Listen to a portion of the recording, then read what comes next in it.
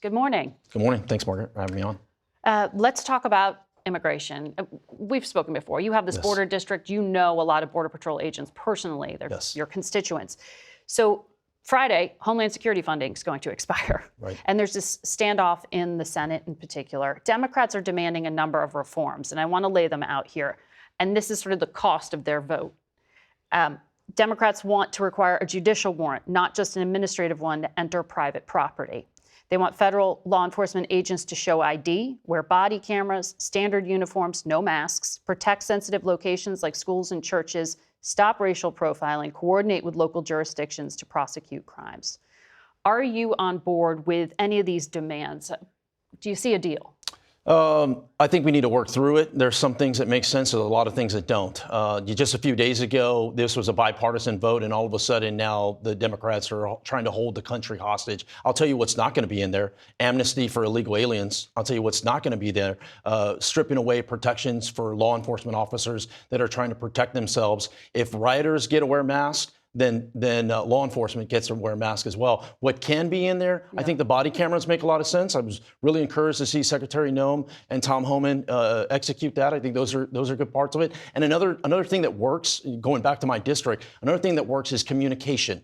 I think it'd be very, very key if there were communication liaisons in all the communities that ICE has, meaning not changing policy, just sharing communication from the community, let's say the city manager, let's say city council, community leaders, up to the administration, and back down. I saw the Biden administration do this with ranch liaisons when the ranchers were really upset. And once again, that helped. These are a couple things that I think could make it, could be the glue that gets this package going. If the administration will go along with that coordination with local officials.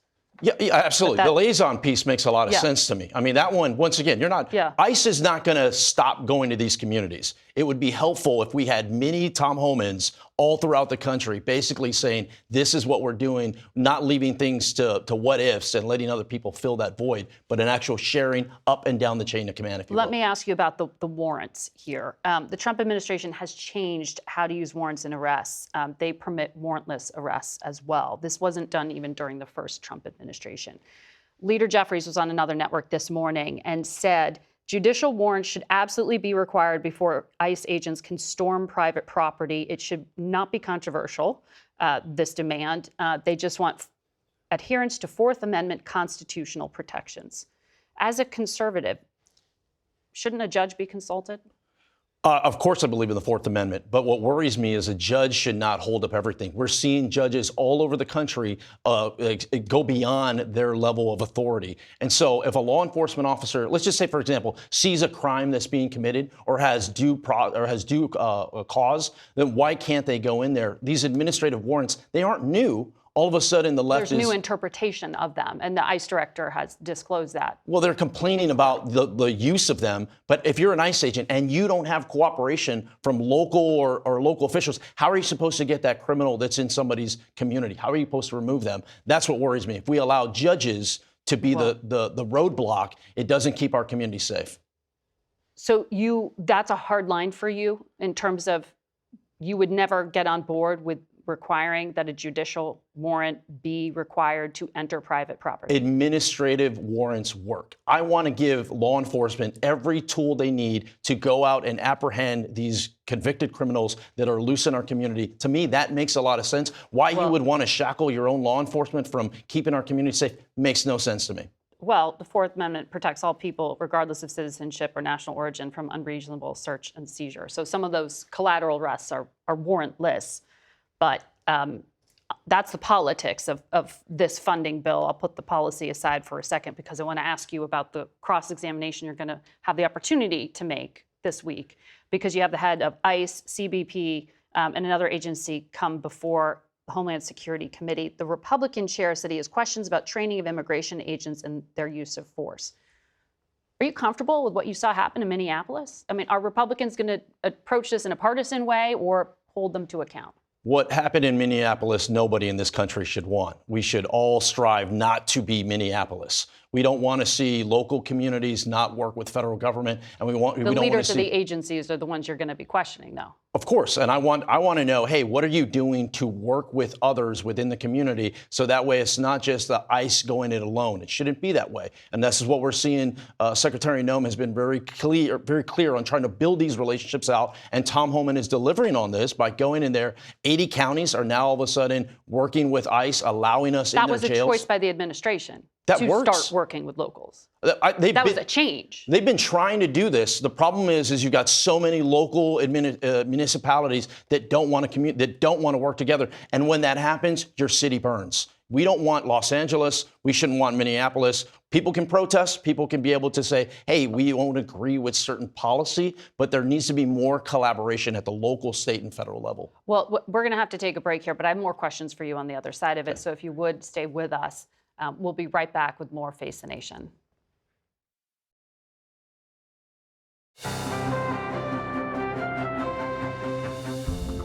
Welcome back to Face the Nation. We return now to our conversation with Republican Congressman Tony Gonzales of Texas.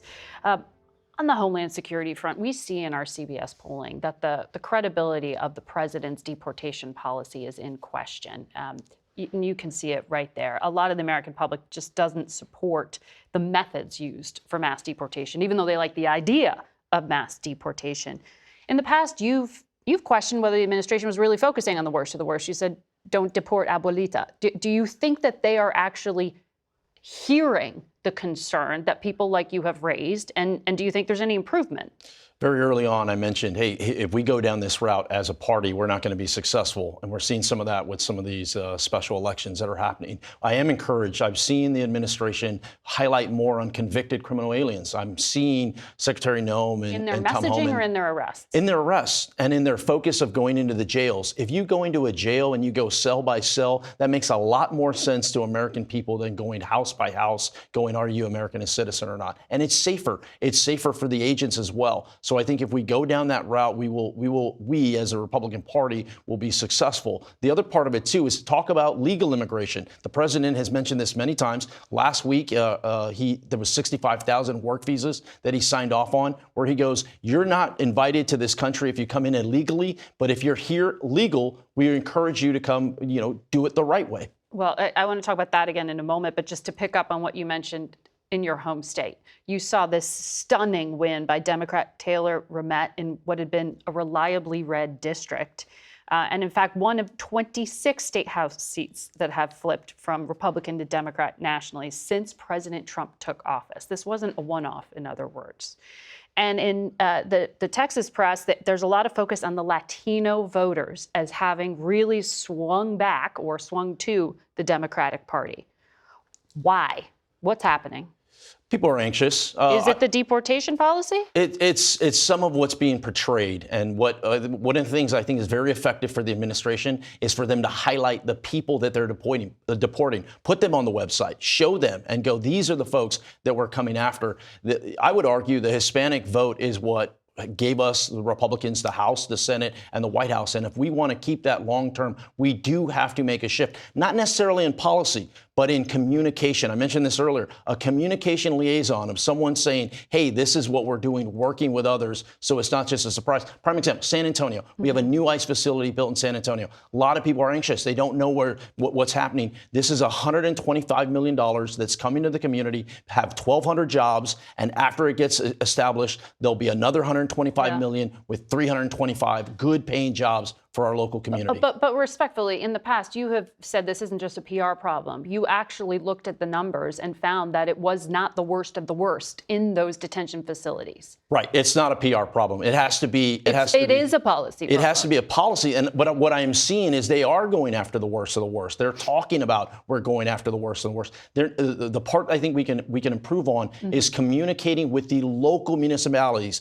those that don't have an idea, and be able to go, no, that you have a seat at the table. We want you to have a seat at the table. Even if it's different, even if it's a different conversation or a different ideology, you should have a seat at the table so that way your citizens know what's happening in your community. So Trump was not the first president of the United States to detain children. Sure.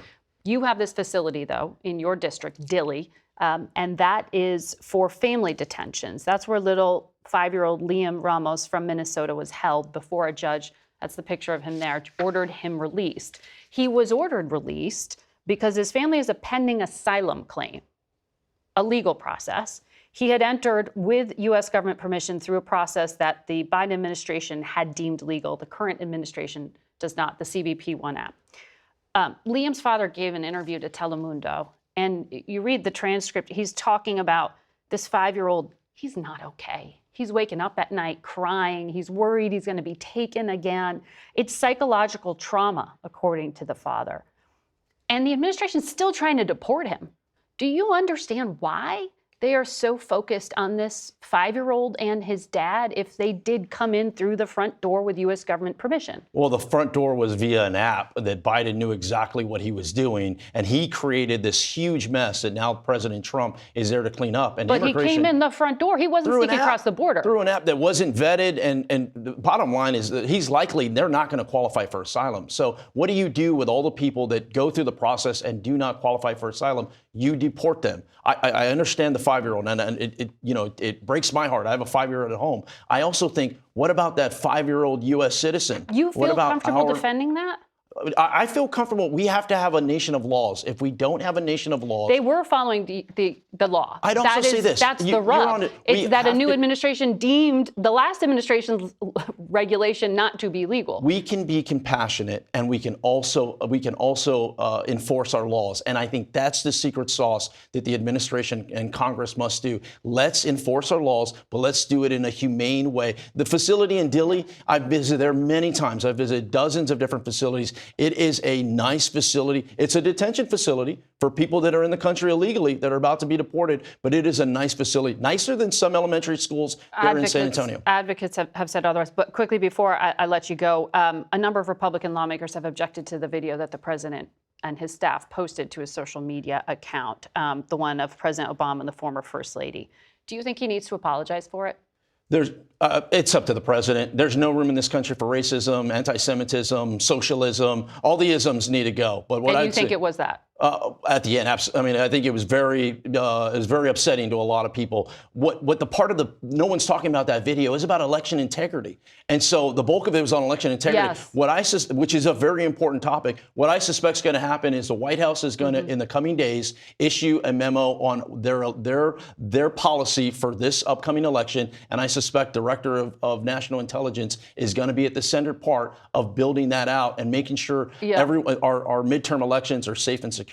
And I know the president claimed the video was credible, also claimed he had watched it, but then not seen that part of it with the racist. It was at the very end. It was at the very end for 1 second. It was really weird. The president of the United States and his staff, wouldn't you expect that they actually look at what they do before they do it? The president of the United States should not be worrying about all the people that are upset with him. If he's doing that, he's not keeping our country safe. I did appreciate them taking it down. I did appreciate him saying, hey, look, that shouldn't have been on there. But should the staffer who allegedly did it be fired? Should there be consequences for something like that? The president. And do you think that video is actually credible? The president can make that decision. We just had Hakeem Jeffries get up there and say the F word to the president. I mean, the direction our politics is going is not the right way. We need to pull it back, and we need to go, wait a second here. How do we make sure we're safe? How do we make sure our economy is thriving? How do we make sure Americans are better off today than they were yesterday? All right, Congressman Gonzales, thank you for your time, and we'll have David Becker ahead. We'll talk about that video in a moment.